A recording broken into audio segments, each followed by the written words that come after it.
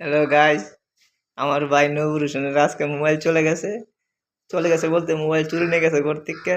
তাই এই জন্য নবুর হোসেনের মনটা খুবই খারাপ। কাজ করতেছে কিন্তু ব্যারাস চলে না, ব্যারাস চললে হাত চলে না, ঝিমাই করতেছে। কাম করে অন মন পড়ে লইছে মোবাইল যে চুরি নিছে চুরের কাছে।